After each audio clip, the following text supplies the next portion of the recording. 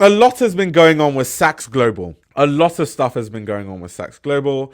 For people that don't know, Saks Global is the holding company that owns Neiman Marcus, Bergdorf Goodman, Saks Fifth Avenue, and a few other things. So when I refer to Saks Global, just know that I'm using the umbrella term for the company that owns all these things. They are having huge issues all over the place. Now I'm going to give you a summary, then we're going to read because there's a lot to look through because the story has just been changing. Every day there's a new thing that's been going on with this whole thing. But basically, they cannot pay their retailers. They don't have the cash flow.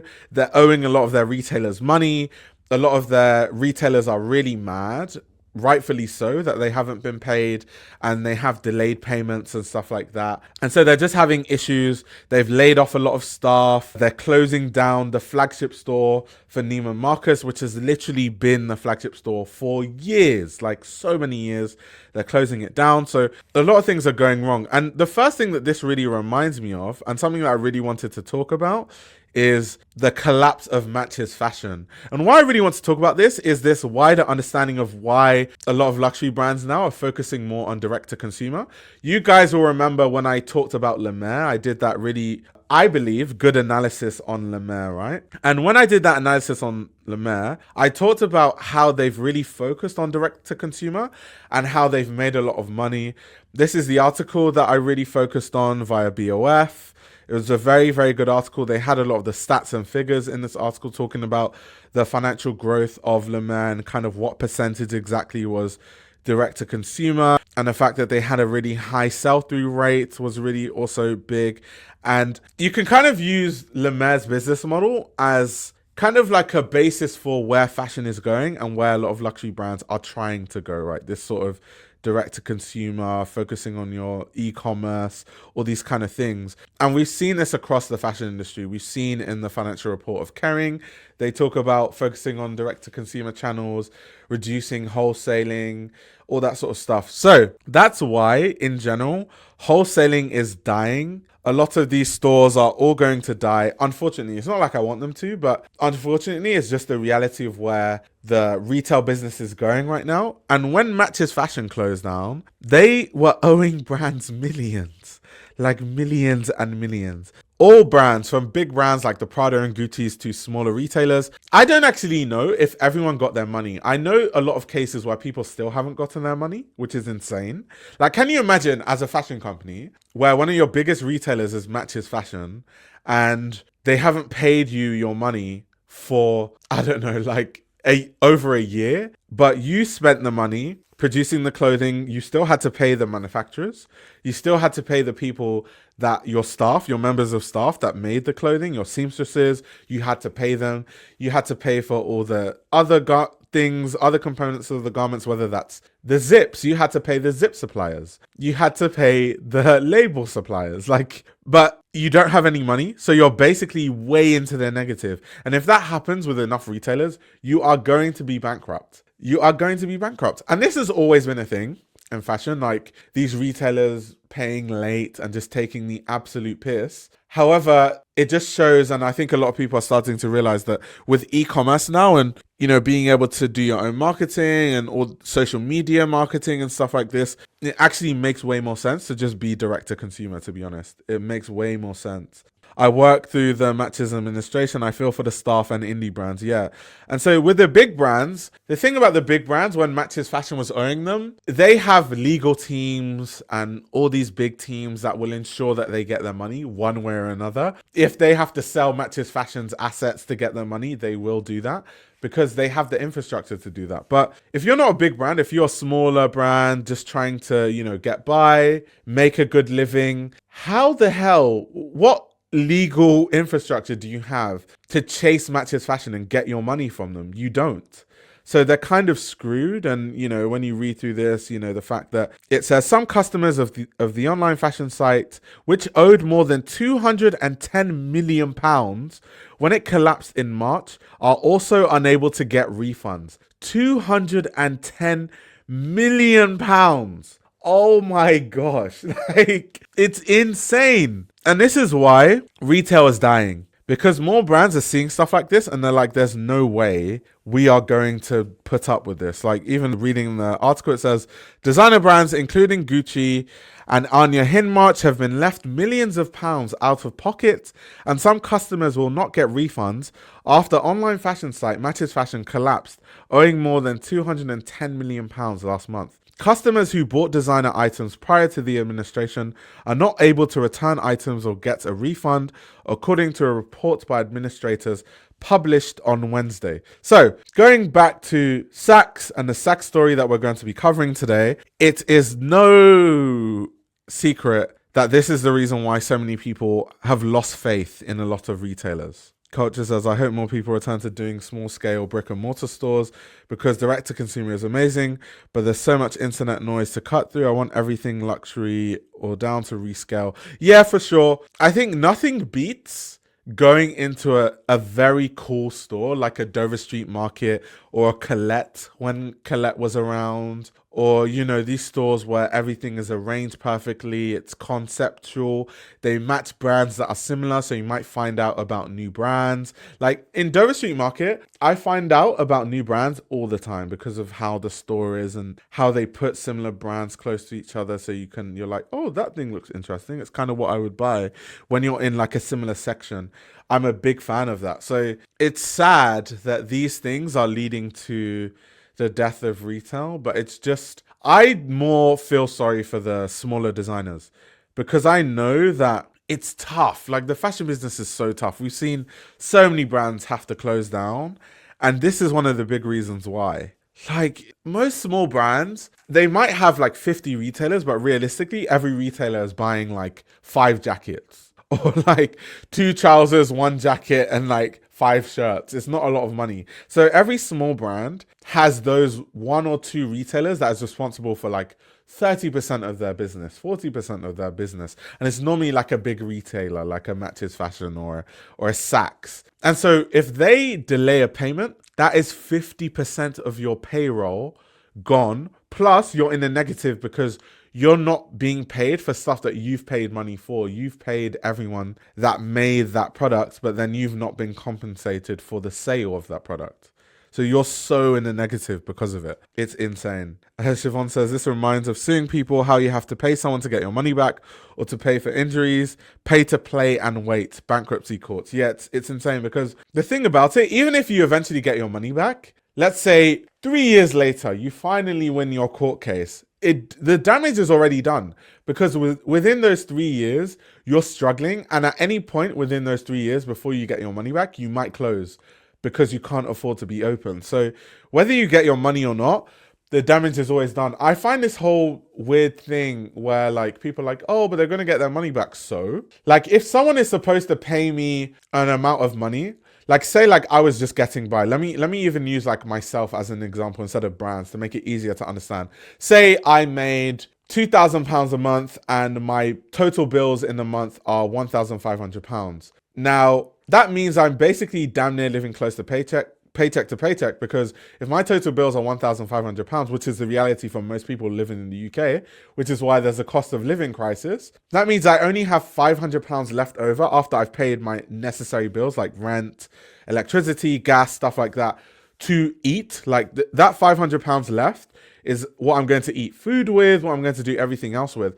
So if my employer, you know, just for some reason was late on a payment, now I'm late on my rent payment, I'm late on my gas bill, I'm late on my electricity bill, and now I'm going to start being charged late fees, which I can't even afford, because then when I get paid, I'm already living paycheck to paycheck. I'm probably going to have to use a credit card just to even stay afloat, to even like make sure that I can pay off these late fees. So you're actually in a worse off position, even if you're still paid the money. So when I see people be like, yeah, but they're going to get their money back, that doesn't mean anything, because actually most times you end up spending way, way more money if someone doesn't give you the money when they should give you the money, especially if you're not like super rich and you just have loads of saving to tap into, which most brands are not in that position. They're just about making payroll for all their staff and stuff. So yeah, it's really tough. The fashion business is no joke. It's really, really not a joke. Yeah, that's how bankruptcy works. You're in the red and the bills are piling up, but sometimes you can negotiate terms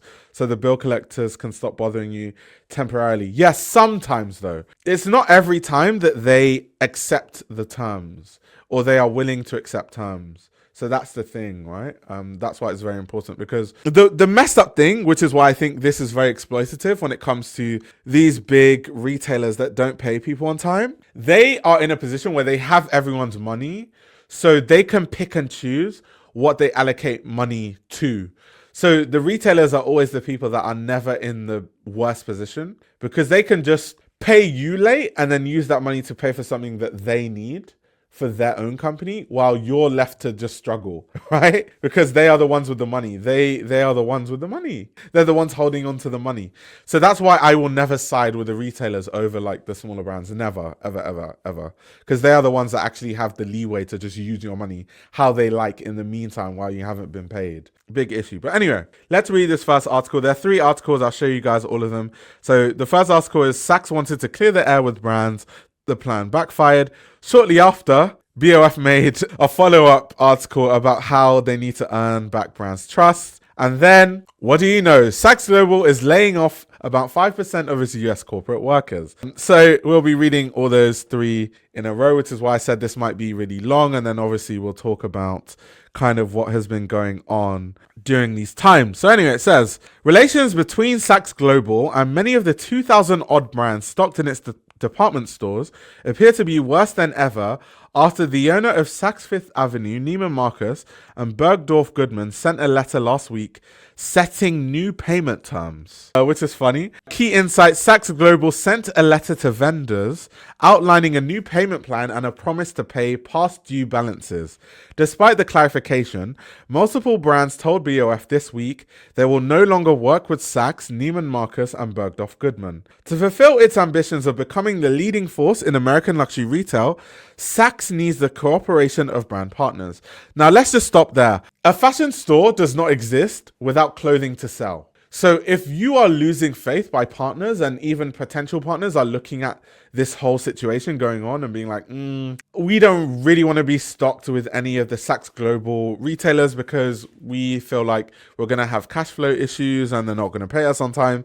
That is not good for your company. You do not have a business if you are in the business of fashion retail and you have no clothing in your stores. So whatever they need to do it fast. Otherwise, they're very much going to end up like many of the other retail businesses that we've seen closing down, not too long ago. But let's read. If Saks Global intended to extend an olive branch by promising to make whole 2,000 odd brands on long delayed payments, the strategy appears to have backfired. I mean, to be honest, if you are late on a payment and then you keep telling people, oh, we're going to pay it, we're going to set new payment plans, why would you expect that they would take you seriously or they would have faith in anything that you say when you already had an agreement of payment terms and you didn't fulfill those payment terms, which is why you're setting new payment terms in the first place? Why would they expect some of these like companies? They're so like oblivious to any like sense that they thought that would like brands would respond favorably to them announcing new payment terms. They're just so like tone deaf a lot of times. It's really weird, really, really strange. But anyway, let's read on. In a February 14th letter sent to vendors working with Saks Fifth Avenue, Neiman Marcus, and Bergdorf Goodman department stores, Chief Executive Mark Metrick acknowledged Saks' history of late payments for merchandise, laid out a plan to resolve missed or partial payments by the middle of next year, and promised to pay invoices for new orders within 90 days of receiving inventory. But the email has touched a raw nerve with many of its recipients. 4 brands told BOF this week they will no longer work with Saks, Neiman Marcus and Bergdorf Goodman, and others say they plan to reduce their business with the department stores after receiving the letter. We were hoping to grow our business with Neiman this year, but after the acquisition, it looks like this won't be happening, said the founder of a Los Angeles-based contemporary brand.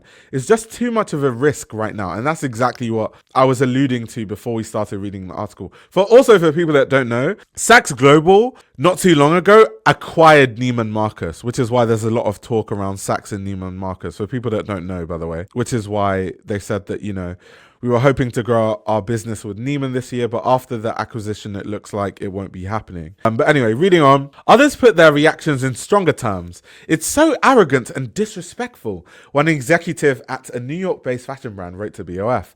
The letter and its negative reception lays bare the challenges ahead for both Saks and the many brands whose businesses depend on wholesale. Saks needs vendors, goodwill, and their best products if it is to fulfill its ambitions of becoming the leading force in American luxury retail, which is kind of what I was alluding to earlier, where I'm like, you can't be in a retail business and have no retailers and have like brands to retail. That is literally, that business does not exist. Like just an empty shop where you're not selling anything, but you're paying rent. And you have staff working at the till. That doesn't make any sense, right? In an interview with the Business of Fashion, Metric acknowledged that the late payments were not fair to Saks Global brand partners. Oh, no shit, Sherlock. The fact that we are not paying brands on time and the fact that they are having cash flow issues and going into the negative and really struggling financially is not fair. No shit. And that his memo was intended to set the foundation for a new era of growth for the company. He said Saks itself has also faced rising costs as it navigates the troubled wholesale market and declining luxury market, which has caused the company to run through capital faster than anticipated. Well, guess what? The capital that you're running through actually belongs to other people because you made agreements with loads of partners that you owe money. So maybe you need to fix your business model to make sure that you're not paying people late and basically, for lack of a better term, scamming people. So no shit. It's not fair to our retailers that we don't pay them on time.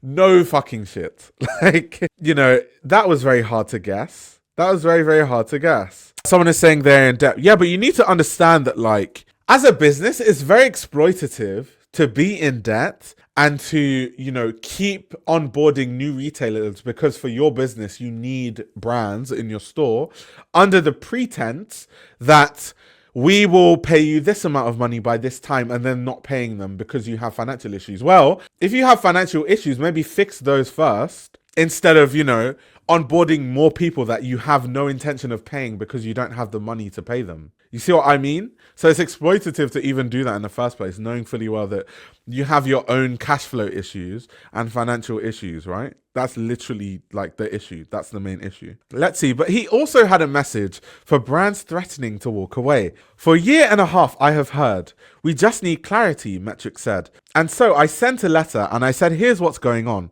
But I have a business to run, customers to satisfy. If this is not enough clarity, or if you don't like this, then tell me so I can fill your space with other stuff. That is the most tone-deaf response I've ever read in my entire life. That is so tone-deaf.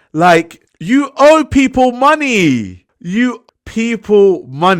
To say, I sent a letter and here's what's going on. So take it or leave it. And if you don't like it, tell me so I can fill your space with other stuff. Well, how about you pay them first so they can fill so they can stop retailing at your company and at your stores and go elsewhere. But they need their money first. To say, if you don't like it, then tell me so I can fill your space with other stuff. You owe the money. That is the most tone-deaf thing I've ever heard in my entire life. I honestly, in 2025, have not read a more tone-deaf thing. That is so tone-deaf. It's so insane. Some of these execs are so tone-deaf. A lot of these people need PR people on their team. A lot of these people need publicists because what? That is crazy. That is absolutely insane. But anyway, let's read on. Sorry, I had to pause there because that is extremely tone deaf. Like, that's insane. We have a business to run, so if you don't like it, then take it or leave it. Meanwhile, they owe people money. Insane. So this article is in really nice sections. The first section is about how the relations with these brands have been deteriorating over time. So it says ties between Saks Fifth Avenue and its vendors began deteriorating in early 2023 when brands began noticing a pattern of late or withheld payments. The department store chain, owned by Hudson's Bay Company, now known as HBC, had been a reliable partner up to that point, vendor sources said. Some brands, including the LA-based label, ended or scaled back their relationships with Saks, but many others hoped the irregular payments were a temporary hiccup or that Saks was hoarding cash while it plotted its long-rumored takeover of Neiman Marcus Group. That deal, which was announced in July 2024 and completed in December, was accompanied by the issuance of a $2 billion bond and buy-in from some deep-pocketed investors, including Amazon, Authentic Brands Group, and Salesforce. The deal did little to speed up the trickle of payments, however. Metric and Richard Baker, executive chairman of HBC, hosted a conference call with vendors last August, apologizing for late repayments and assured them that the retailer would be more transparent after the Neiman Marcus transaction goes through. Which is funny because, once again, they've had all these meetings over the years and, you know, they still haven't paid people. They're still late on a lot of payments. And yes, business is hard and there might be a lot of business reasons why, you know, they can't pay people on time. And I do understand from a business perspective why that would happen. But under no circumstance should an executive, Saks Global, be saying, take it or leave it. They asked for more transparency and we've given it to them. So I don't know why they're still complaining. Of course they're complaining. They haven't been paid. And these brands are struggling because they're relying on your business to get paid and you haven't paid them. You haven't, you know, fulfilled your side of the deal. They fulfilled their side. They gave you the clothing that you wanted. They supplied it on time when you needed it, and you haven't done your side of the deal. So of course they're angry. Anyone would be angry. So under no circumstances should you be blaming your retailers and saying that, you know, they're being, or inferring that they are being unreasonable. Under no circumstance should any executive at Saks Global be talking like that.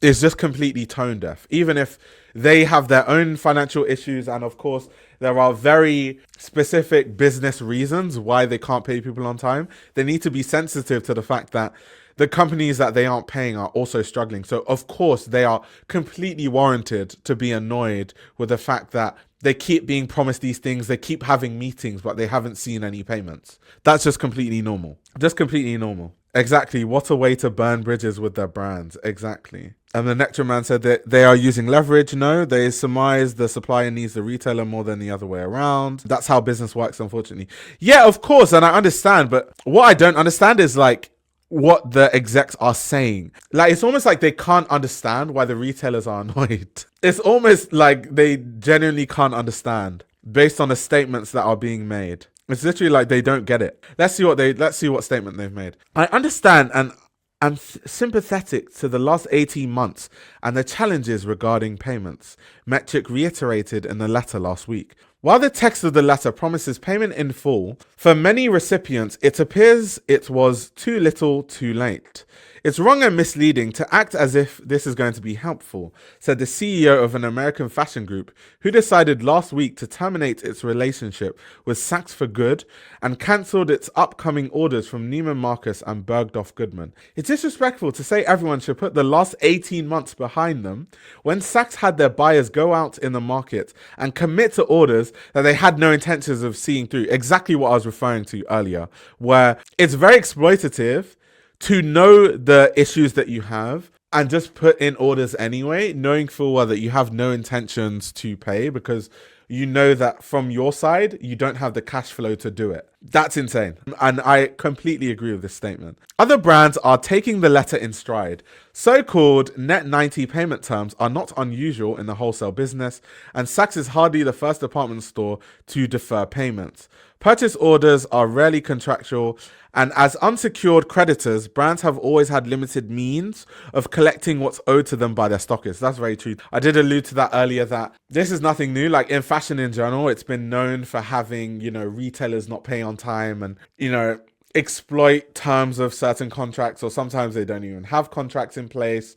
And that's why a lot of brands are now focusing more than ever on D2C, because they don't want to deal with all this mess and all this headache.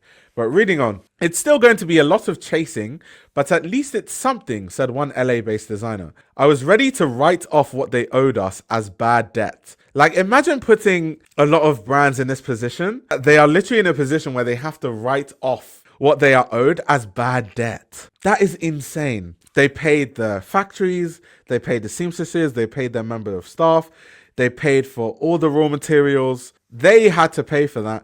And then they sell, they have their things bought under these payment terms that are supposed to be paid, and they are never paid. It's insane. It's insane. It's insane that you've forced brands into almost thinking that they just have to write it off as bad debt, because after 18 months, which is such a long time, by the way, 18 months. Oh my God. Think of that in terms of seasons. I always say this, fashion brands, all it takes is one season for a lot of brands to just completely financially decimate a brand. Now, if you think 18 months, think of how many seasons happen within the span of 18 months. It's crazy. It's crazy. Gary Wassner, founder of leading fashion financing firm Hilden, told his clients to give Saks the benefit of the doubt. Nobody is going to lose any money as they did with Barney's and Neiman when they went bankrupt, or as they did with Matches Fashion, Wassner told BOF. Nobody from Saks is trying to negotiate down the amount they are owed. Saks has clearly said they will pay everyone. That's one comforting aspect of the situation. You guys, I've already said, because even they seem to be, saying that we're going to pay everyone, so it's fine. I've already given, the analogy of someone living paycheck to paycheck and then delaying their payment by a little bit could absolutely decimate their life. So, delaying a payment by 18 months, okay, yes, it's nice that these people are still supposedly, because these payments haven't actually been made, they're promised to be made, but supposedly they're claiming that these payments will eventually be made. That's good, because like we said earlier with Matches Fashion, so many people were not paid at all. And with other, companies like retailers like Barney's, when they closed down, so many people just had to write that off, and they didn't see any money at all.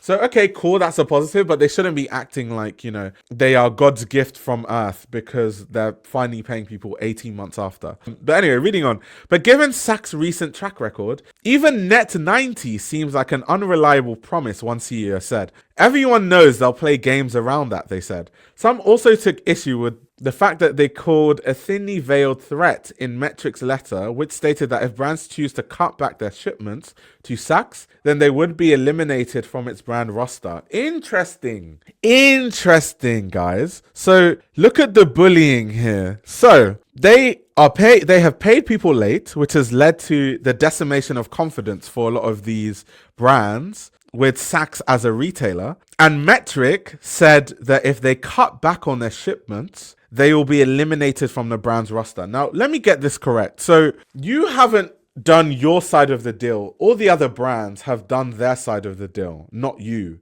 And you want to punish brands for reducing their orders to your company because you haven't paid them. That's crazy. I'm sorry. That's crazy.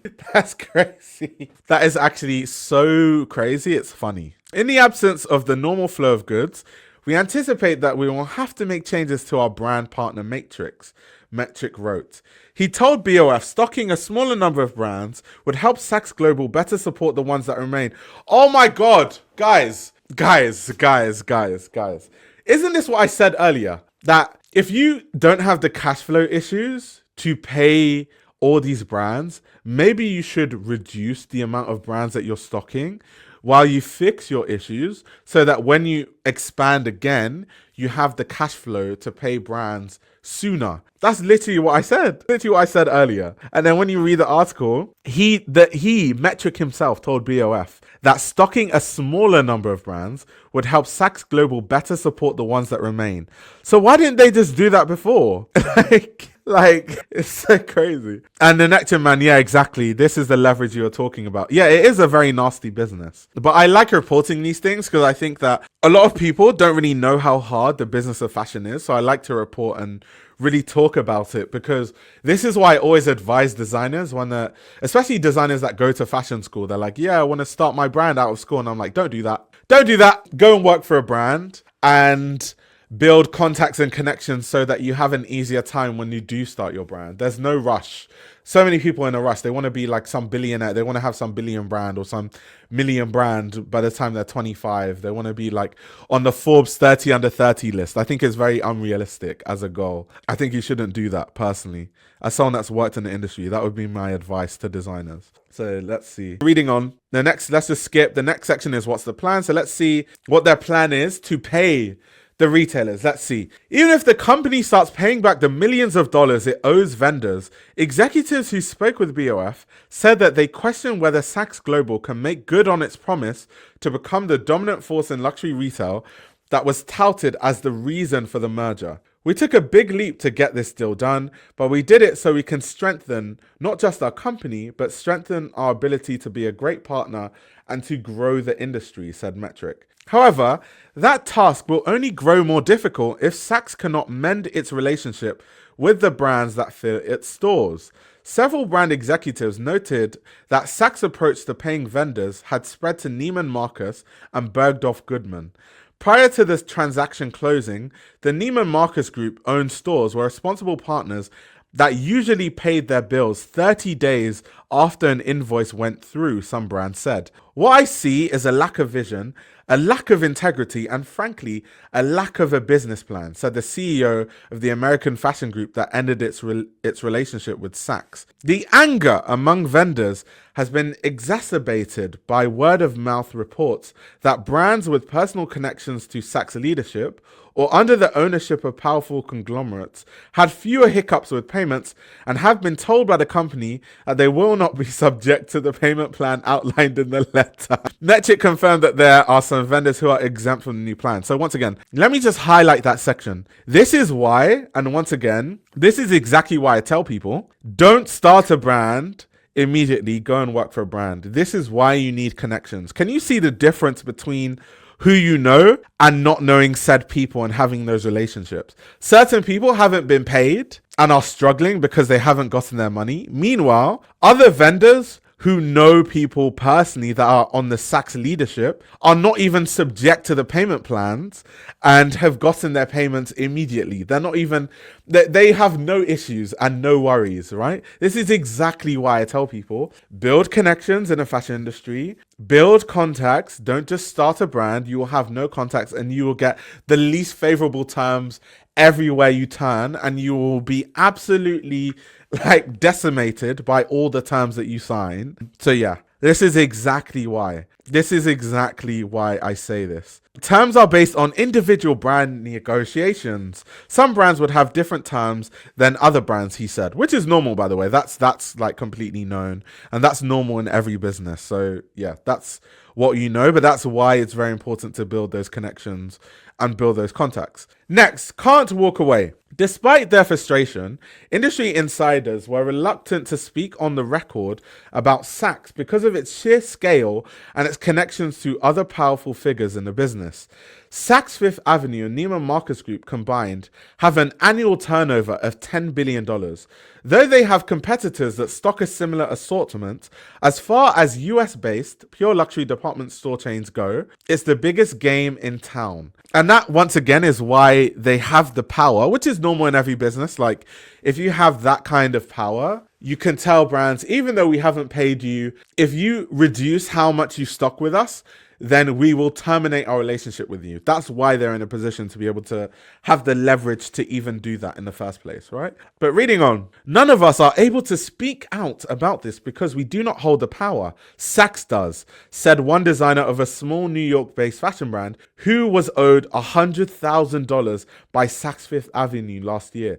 Wow. A small fashion brand, $100,000 is a lot of money to be owed if you're a small fashion brand. Like, that is a lot of, like, damn. Saks has since paid most of that total, but the designer decided to exit the retailer about 6 months ago and is now weighing whether to do the same with Neiman Marcus and Bergdorf Goodman. For smaller brands, even a $10,000 missing payment can lead to severe cash flow issues and upend their production schedule, destabilizing their businesses.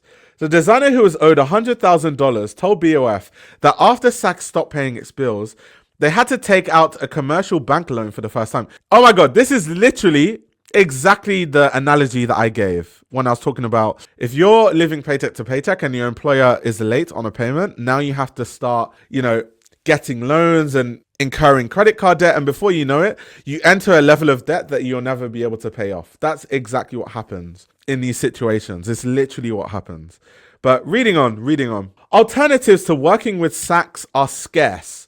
All of the brands BOS spoke to for the story said they have adjusted their sales and shipments to Saks since 2023 when the payment issues first surfaced. By prioritizing their direct-to-consumer channels, brands can reduce the financial impact of wholesale debt. See, once again, what we've been talking about the rise of D2C and many brands investing most of their money towards D2C, it's because of things like this. It's definitely because of these reasons. This reinforces what we knew was happening, that you can't put all your eggs in one basket, which is true. I mean, in business, the general business knowledge is that you shouldn't put your eggs in one basket because, when that basket breaks, everything breaks, right? That's just normal. Said the founder of the LA-based contemporary brand, you have to diversify and be able to stand alone as a brand. And see, once again, the fact that some designers are just realizing this now shows why a lot of designers need to work at brands and not start their own company, because that is basically common sense. That you shouldn't put your eggs in one basket. If I owned a brand and one retailer was responsible for 50% of my revenue, I would be scrambling because I'm like, what happens if this retailer just one season decides not to stock as much? We're screwed. I would be scrambling to find alternatives and to try and build a D2C and stuff to make sure that, I'm not that reliant on one retailer. If there's anything that leads to 50% of my revenue, it's a cause for concern for a business. I would be scrambling to make sure that's not the case, to be honest. That's not a good position to be in at all. But that's common sense. So the fact that a lot of designers don't realize that, which is normal because I've always said, a lot of designers are not the most business savvy people. They tend to be, very creative people, really magnificent creative people, but they don't like to think about business. A lot of designers don't like to think about money or talk about money. But if you want to survive as a business, you need to think about these things. It's very important. But anyway, reading on. But there are limits to how far a direct selling strategy can go. The e-commerce marketplace is crowded and online marketing is expensive, as is opening directly operated brick and mortar stores, which is also true. You'd imagine brands would be happy to shift time and money into their own channels, said Eric Fish, National Sector Head of Retail and Apparel at HSBC's Corporate Banking Division. But we are seeing a lot of brands spend time with wholesale partners. Another way to make up for late payments is to charge higher prices, which can lead to thicker margins on a product the retailer does end up selling. This was standard practice among vendors for Sears and JCPenney leading up to their respective bankruptcies. It can be effective for brands, but will weaken the retailer. The whole dynamic is what's wrong here, the designer who was owed $100,000 said. It's so funny that, obviously, because BEO can't disclose the name of this brand, so it's just the designer who was owed $100,000. What happens now? On that, the brands and Metric agree. I'm not a victim of it, but at the same time, I'm an equal participant in the ecosystem, Metric said. For Saks Global, The way to address wholesale systematic problems is to create the largest, most highly personalized, best customer experience that you can have. Channel agnostic, he said. Under the leadership of Richard Baker, the chairman of Saks Global, owner HBC, Saks' own retail footprint has been scaled back in recent years, which is the perfect decision to do while they fix these issues. So I definitely agree with that decision.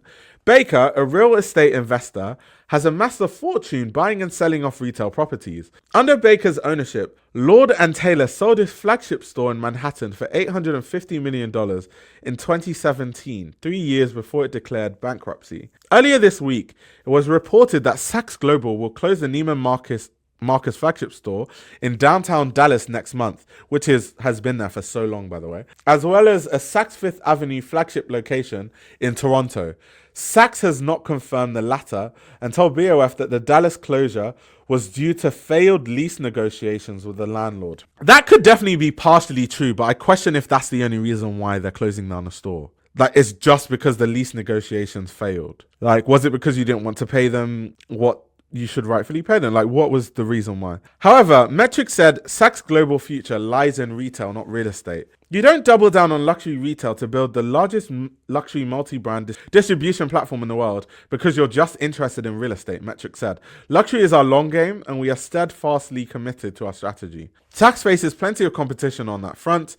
There are a growing number of specialty stores with strong regional followings and nationwide chains that dabble in high-end fashion and accessories such as Anthropologie.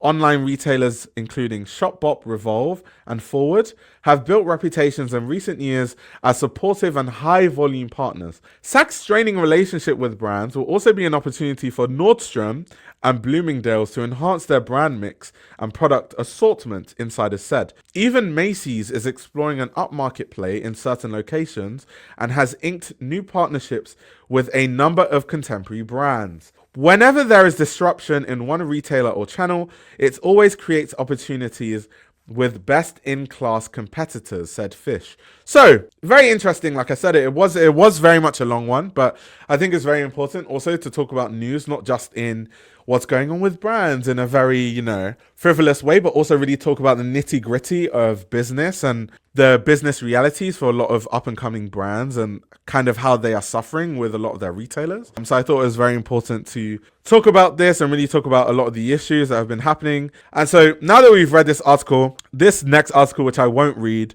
but I think all these are very good reads. If you're going to get one subscription, definitely get a BOF subscription. Of course, I read a lot of articles in the stream. And because I do that, I do have to give BOF their rightful promo because they do good work. I mean, I've worked there, I've seen it firsthand. But yeah, if you can afford a BOF subscription, definitely get it because every day they post really good articles and they do really good research, interview execs and get all the relative and very key information that they need. So yeah, but it makes sense why, of course, they did the follow-up about Saks needing to earn back brands' trust. And it also makes a lot of sense why there are a lot of layoffs coming as the company continues the integration process following the recent acquisition of Neiman Marcus and all the financial and cash flow issues that has caused. And that's exactly the reason why they haven't been able to pay a lot of the brands on time. So yeah, what do you guys think about retail and where retail is going? I'm very curious to know what you guys think about everything that has been going on. Let me see your thoughts. Someone said laughing, so 100k is somewhere out there. To be fair, it did say in the article that most of it has been paid, but obviously that doesn't matter because not paying on time leads to so many like cash flow issues and stuff. So is a major cause of that debt the lack of knowing your customer, retailer, and brand wise? Well, of course. Because as a retailer, if you don't know your customers correctly, then your clothing doesn't sell and then therefore you don't make a lot of money. So yeah, literally. It's literally that. Someone said people aren't shopping in the malls anymore. Well, yes. I mean, I do think people still buy retail, but not in like those big shopping malls. People want to go to special concept stores like Dover Street Market. I mentioned Colette, which obviously isn't around anymore, but I really loved it. Like people want to go to stores like that. But a lot of people don't want to shop, especially expensive stuff. They want to feel like they get the total luxury experience. So they don't want to go to like a massive mall where everything just kind of looks mundane. And people don't really want to do that, especially at a very high price point. And it's good that Saks actually sees that as a thing to focus on, because, you know, they did actually say that it makes sense for them to create the perfect luxury customer experience. And it's good to see that that's one of the focuses, because I think that's a good thing. That's a good direction that they are going in, to be honest. My girlfriend works at Bergdorf in NYC and has not been paid for months, and everyone on the floor is waiting for major layoffs. That's insane, by the way. This is what I mean about how exploitative a lot of these companies are. Like, how are you not going to pay someone for months? 4 months. Like, geez. It's just insane. It's just insane. It's totally insane. Totally insane. This YouTube channel runs on your support. If you want to support the channel, you can subscribe to my Patreon. You'll gain access to exclusive content that includes everything from my Patreon podcast, where I give a behind-the-scenes insight into the fashion industry, as well as a fashion book club, where I review my favorite fashion books. You can also check out my fashion ebook, which highlights the best fashion journalists to follow, definitions of common fashion terminology, and how to determine what a good source of fashion information is. The links to everything are in the description below.